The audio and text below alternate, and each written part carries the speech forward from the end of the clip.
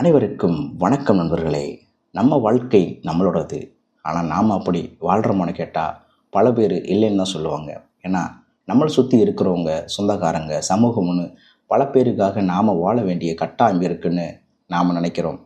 எல்லோரையும் சந்தோஷப்படுத்தணும், நல்ல பேர் வாங்கணும்னு நாம் ஓடி ஓடி நம்மளுடைய சந்தோஷத்தை மறந்து விடுகிறோம். ஆனால் உண்மையில் நம்ம சந்தோஷம்தானே நமக்கு முக்கியம்.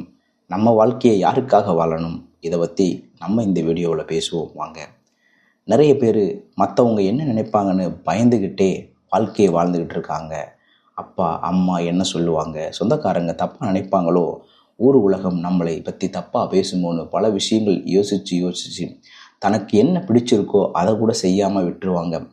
சின்ன வயசுலேருந்தே நம்மளை அப்படித்தான் பழக்கப்படுத்துகிறாங்க. அவங்களுக்காக இதை பண்ணு, இவங்களுக்காக அதை பண்ணுன்னு சொல்லியே நம்மளோட விருப்பத்தை நாம் மறந்துடுறோம். இன்னும் சில பேர் தங்களுடைய அடையாளம் என்னன்னு தெரியாமல் மற்றவங்களுக்காகவே வாழ்ந்துடுறாங்க.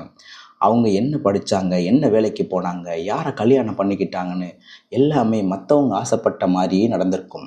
அவங்க சந்தோஷத்துக்காக நாம் நம்ம வாழ்க்கையை அடமானம் வச்சுட்டு கடைசியில் நமக்குன்னு எதுவுமே இல்லாமல் போயிடும். நம்மளுடைய கனவுகள், நம்மளுடைய ஆசைகள் எல்லாம் குப்பைத்தொட்டியில் போயிடும். அப்புறம் ஒரு கட்டத்தில் நமக்கு இந்த வாழ்க்கை வெறுப்பாயிரும். யாருக்காக இவ்வளவு கஷ்டப்பட்டோமோ அவங்களே நம்மளை புரிஞ்சுக்கலேன்னு கோபம் வரும்.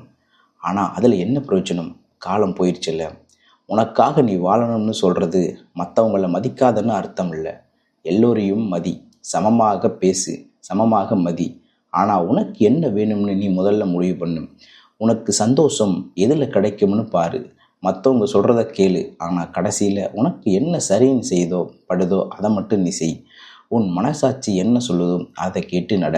உன் வாழ்க்கையை நீ தான் வாழப்போகிற, வேறு யாரும் வாழ போகிறதில்ல. அப்போ நீ சந்தோஷமாக இல்லைன்னா உன்னுடைய வாழ்க்கைக்கு யார் பொறுப்பு? நீதானே பொறுப்பு. நம்மளுடைய வாழ்க்கை ரொம்ப ரொம்ப சின்னது. மற்றவங்களுக்காகவே வாழ்ந்து முடிக்கிறதுக்குள்ளே நம்மளோட சந்தோஷம் எங்கே போச்சுன்னே தெரியாமல் போயிடும். நீ உனக்காக வாழ ஆரம்பி. உனக்கு பிடிச்ச விஷயங்களை செய். உனக்கு சந்தோஷம் தர்ற உறவுகளை நீ பக்கத்தில் வச்சுக்க. மற்றவங்களை சந்தோஷப்படுத்த முயற்சி பண்ணு. ஆனால் அதுக்காக உன்னோட சந்தோஷத்தை நீ விட்டு கொடுக்காத. உன்னை நீ முதலில் நேசி. உனக்காக வாழு. இதுதான் உன்னுடைய உண்மையான வாழ்க்கை. நல்லா இருப்போம், எல்லாருமே நல்லா இருப்போம். நன்றி, வணக்கம்.